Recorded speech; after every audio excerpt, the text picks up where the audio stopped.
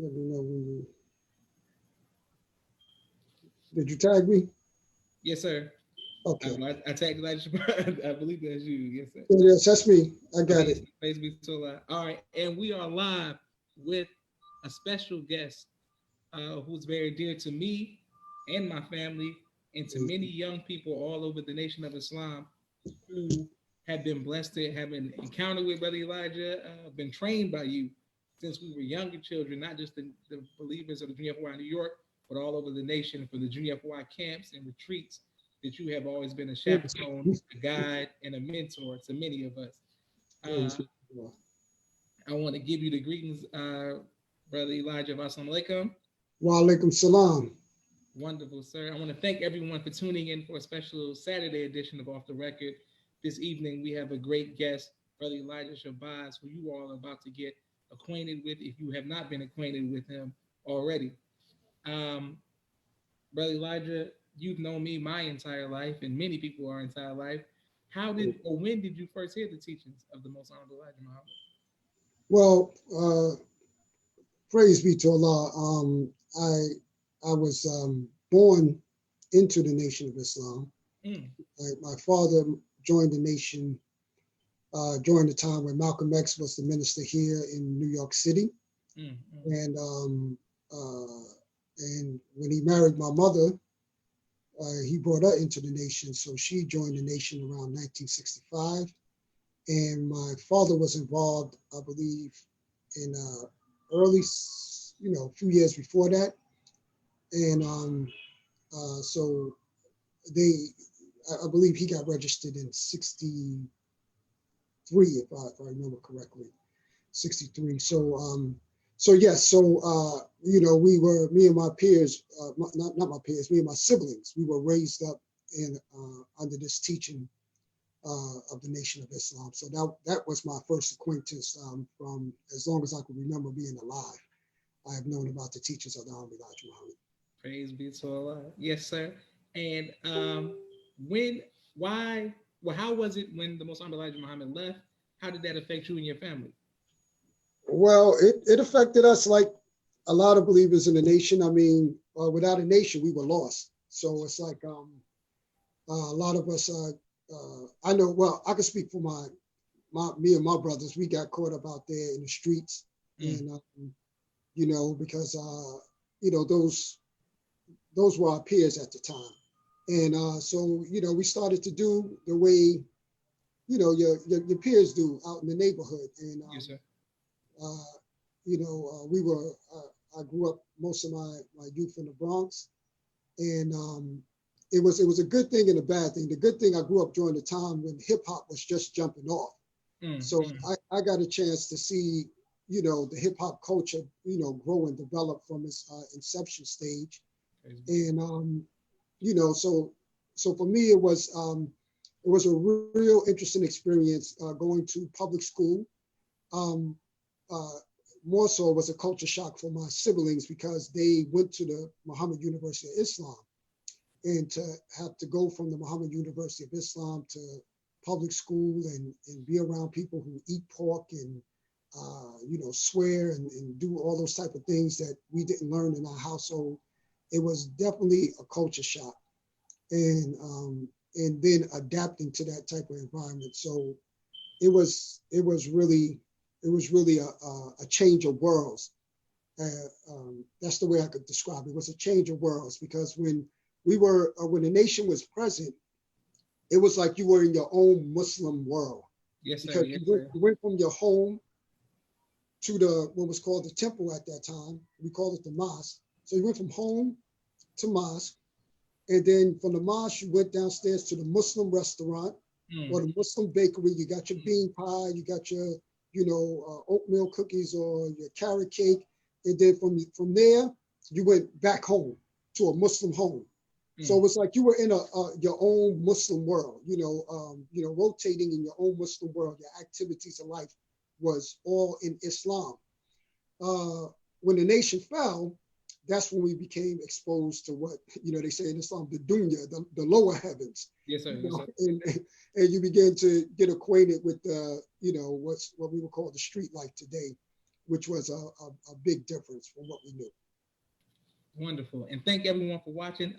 Brother Elijah, I just want to read to you some of the comments. Brother Victor, or Brother Yai, yeah, I'm going to mess that name up. Yaish Muhammad says, yes, sir, my teacher.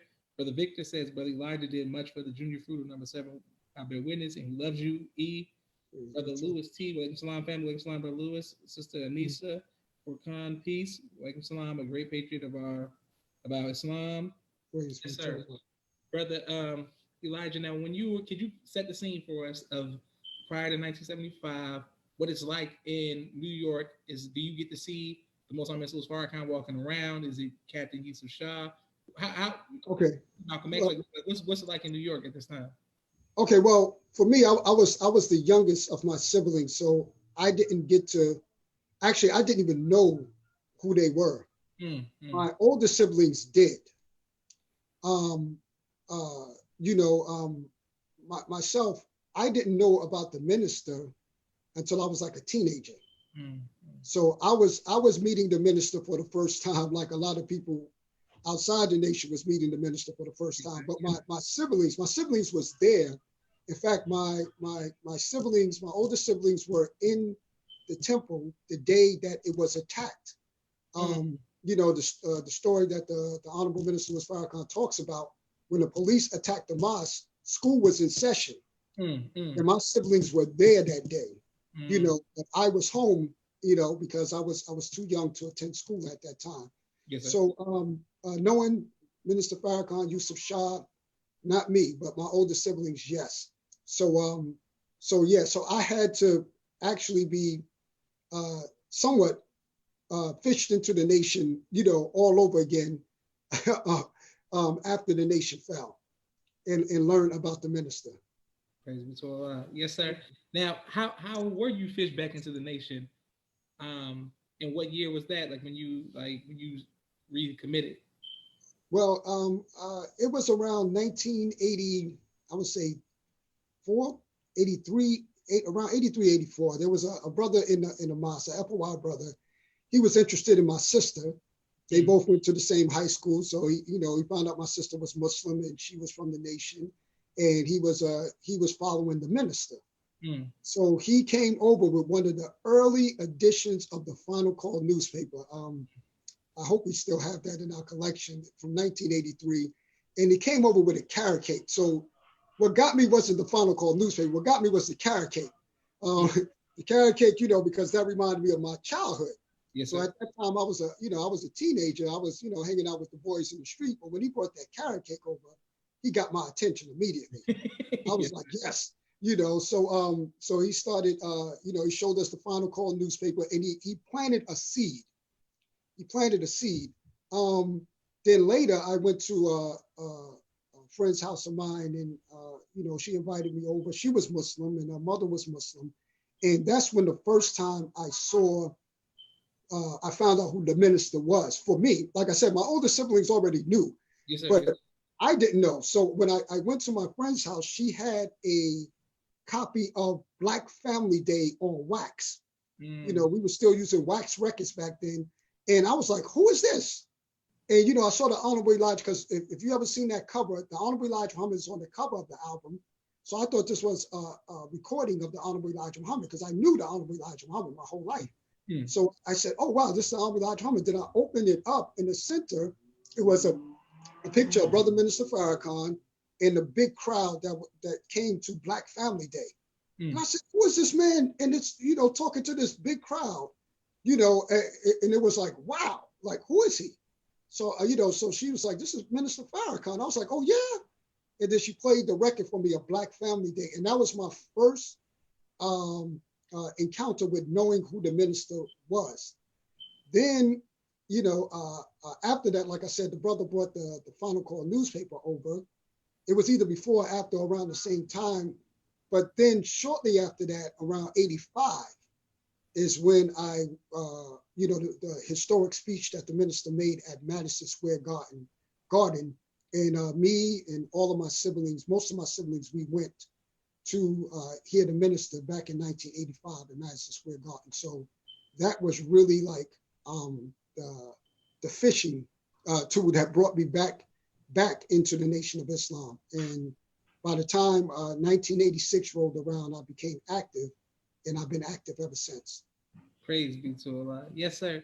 Now, when you the Magic Square Garden, and after that, 1986, could you set the scene for us of who was the laboring staff or who was training you at that time in New York, like your local leadership?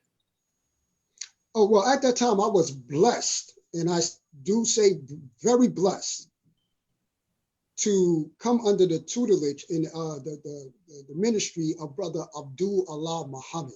He was in New York City at that time. Brother Abdul Allah Muhammad was formerly known as John Shabazz. He was the West Coast regional minister under the Honorable Elijah Muhammad. Yes, sir. And I believe the minister told the story of how, Brother Abdullah Muhammad told the story of how when the minister rebuilt the nation, he went looking for this great brother, Brother John Shabazz, and to get him to come back and help him in rebuilding the nation. And he was one of the first ones that came to help him from that era. So Abdullah Muhammad was teaching at, we were still Temple number 7 at that time. Temple number 7, and our location was in Brooklyn. So I would travel all the way from the Bronx to Brooklyn to hear Minister Abdullah Muhammad. And his lectures were so powerful, so well researched. He got me into reading the New York Times. He got me into going to the Schomburg Library to read the Muhammad Speaks newspaper. Him and after him was Brother Akbar Muhammad. So these two great giants, I was blessed to be under their ministry, Abdullah Muhammad, and after Abdullah Muhammad, Abdul Akbar Muhammad, who was also the minister of New York City at that time. So, and then there was a succession of great ministers after that. Brother Akbar Muhammad, from Brother Akbar, we had our brother Khalid Abdul Muhammad, the great Khalid Abdul Muhammad. Yes, and then after him, Brother Conrad. And then after him, we had our current minister right now, Brother Abdul Hafiz Muhammad, who's been the minister since the mid-90s. Wonderful. Yes, sir. Now, Brother Elijah, for those who may not be friends with you on Facebook, I saw your pictures of you getting to go to Mecca. Could you please explain to us what was that experience like? Wow. Well, Mecca was wow. I mean, Mecca was something. I say it like this, Mecca. When I remember it like a beautiful dream I had. I don't remember it like something I did last week or last month. I remember it like I had a sweet dream and one of those surrealistic dreams, that you wake up and it's like, oh wow, I can't believe that was a dream. But it wasn't a dream. It was, I was blessed to make Hajj, and it's something I've wanted to do since I was a child. When you make your prayers, you see that image of the Kaaba on your prayer rug, and to finally go and see the Kaaba, firsthand, it's beyond words. So that experience was definitely like one of my greatest lifetime achievements. It's like, even up until this day, I just wake up, and I say, wow, I made Hajj. It's like, I did it. I made Hajj. I completed the 5th principle of Islam. I could tell you so much about it, but it would take up most of your show. Yes, if I begin to go into the preparation I made for going to Hajj, what inspired me to go, and what happened during the Hajj. And, I would just ask people to, if you have time, you could go to my Facebook page. I've done several talks on my journey to Mecca. Praise be to Allah. Well, you like you said, it will take up the whole time, but my one question would be, from the people, from my father to many people who I've heard or spoke to, the delegation of the minister or just other Muslims who've been to Mecca and done Hajj, they always have something that stuck out in their mind. If you could just give us one story that stuck out of your mind, if you may. Okay, I'll try to pick one. Okay, well, when we arrived from Medina, Mm. we went to Medina first. And Medina is not a part of the Hajj, but going to Medina is something you do before the start of the Hajj. And when we finally arrived in Mecca, um, wow, I was so excited. It was about 2 in the morning, 2 or 2:30 in the morning. So, when you go to Hajj, you have to go with a group. So I was with a group of Muslims, and uh, and I said, let's go. I said, we're here, we're at Mecca, let's go to the Kaaba.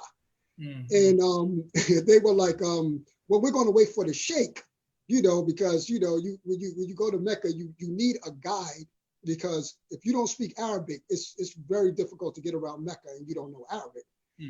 So they were basically waiting on the guide to take them to the Kaaba, or maybe they was afraid of getting lost.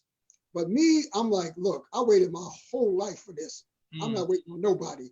So I left them, I shook their hands, I gave them salams, and I made my way to the Kaaba by myself. And I took photos and everything to make sure I knew how to get back, to my place of residence. Yes, sir. And brother, when I got there, just seeing the Masjid al-Haram, I mean, oh man, I was beyond excited. I was like, I was just awestruck. And so when I went, I made my 7 circuits around the Kaaba. And when when I finally ended my 7 circuits around the Kaaba, the Adhan was called for Fajr prayer. So there I was in Mecca making Salat, Fajr prayer, Salat, right in front of the Kaaba. And and that was like, mind blowing, because all my life I've been facing the east, praying towards the Kaaba, and there I was, went from 9,000 miles away from the Kaaba to being less than 900 feet from the Kaaba, and the Kaaba is right there in front of me, and I'm making my salat. And it was like the one of the greatest gifts that Allah gave me during this the pilgrimage experience. Praise be to Allah. Wonderful, sir, and I'm glad that you got to experience that. Coming back to America, before that, did you ever have any encounters with the Most Honorable Mr. Farrakhan with all of the years in New York? And if so, could you share a story for us, please, sir? I mean, I've been on security details with the minister, but the first time I actually met the minister was with a brother who had passed away. His name was Brother Malachi, ex-Bellamy. May Allah be pleased with him. And we were in Detroit, actually. And we had planned it either was after we brought Khalid Abdul Muhammad to the Apollo Theater.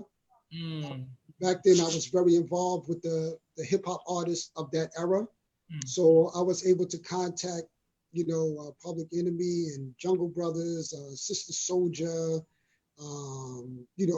Nice and Smooth, a few other rappers from that were big in that era.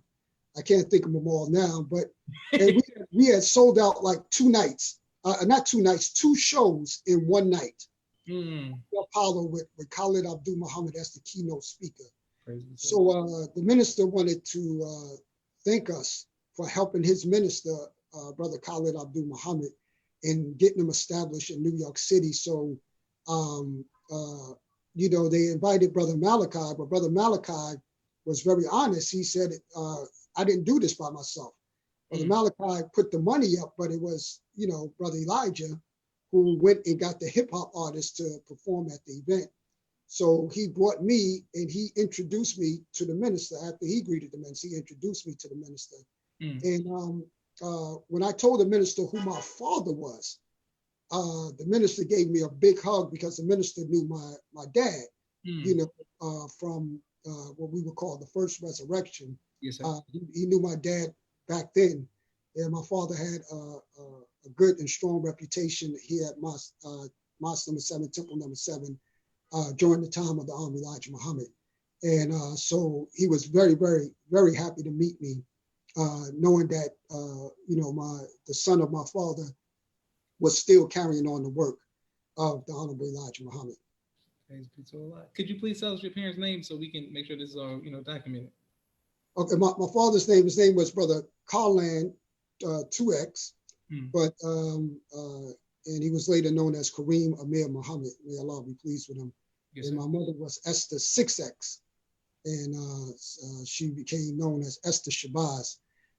So it was Karlan Shabazz and Esther Shabazz during the first resurrection.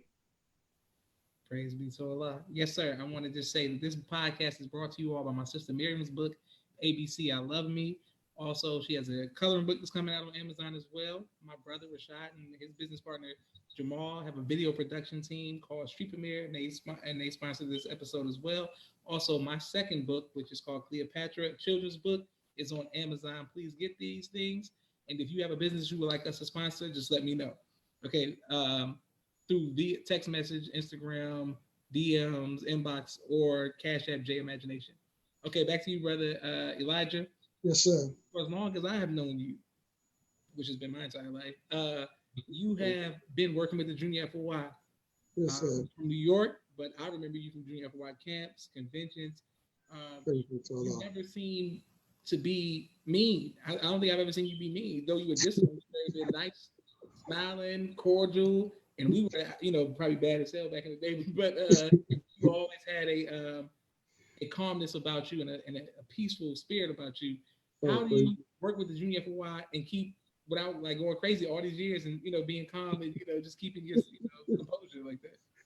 Well, it's, I just have to say, some of the brothers, they'll tell you I'm a disciplinarian. But at the same time, it takes a whole lot of patience. You can't teach young people and not have patience. So I just thank Allah for giving me the gift and the wherewithal to be patient with our young people. Be patient, with them from the time they're, 3 years old, or, toddlers, and all the way up, so they graduate into the men's class. That's, wow.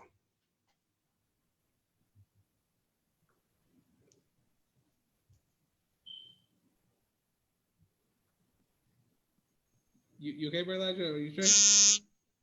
I think I.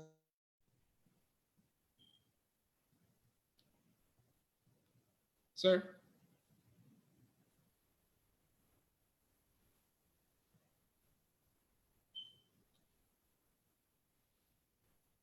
All right, waiting for Elijah to finish getting his text message.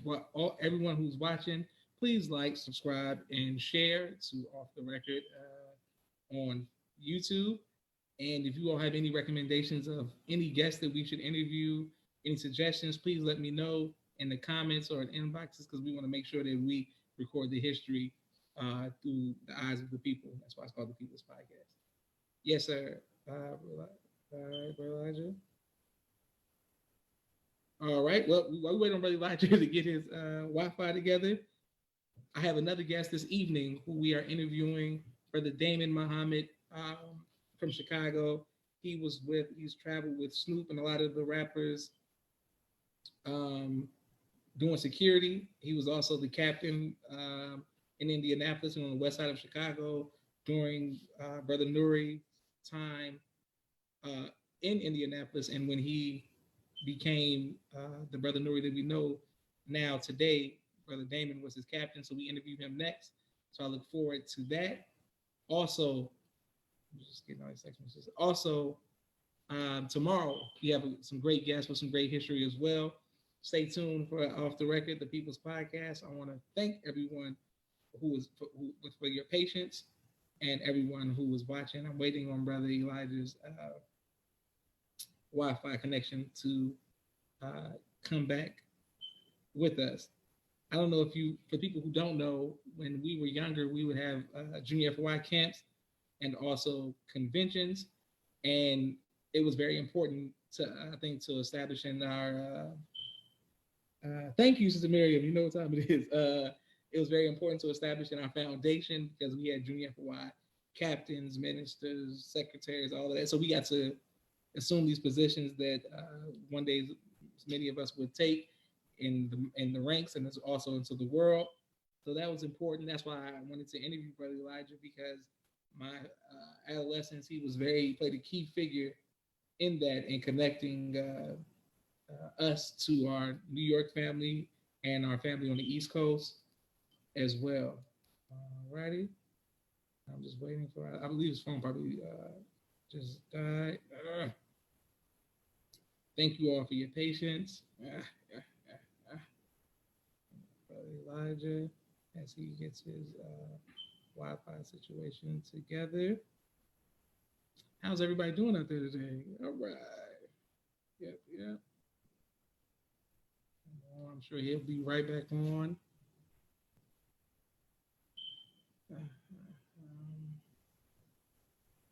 All right. Well, if it's Wi-Fi, I'm gonna give him. I don't want to be hasty. I want to make sure the Wi-Fi gives him a chance to come back on. One moment. In other news, how's everybody doing out there? One moment. Come on, Brother Elijah, while we get this Wi-Fi together. Okay, he's working the situation out. That's a good question, Rashad. I don't know if he helped him in 06. I'm sure he did help him in 06. I believe he came down with them with the great GFY cadence. Thank you for that, Rashad. My sister Mimi says, your favorite memory of Brother Elijah when I was in GFY? Junior FY camp. He said he's texting me now saying he's plugging the his battery died, but he's plugging the phone back in. Yes, maybe Junior FY camp. Brother Elijah would always be with the brothers. He would just be helping us stay organized. And when you're young, you're rebellious. We were anti-establishment or we thought we could run everything ourselves. We had our own government, if you will.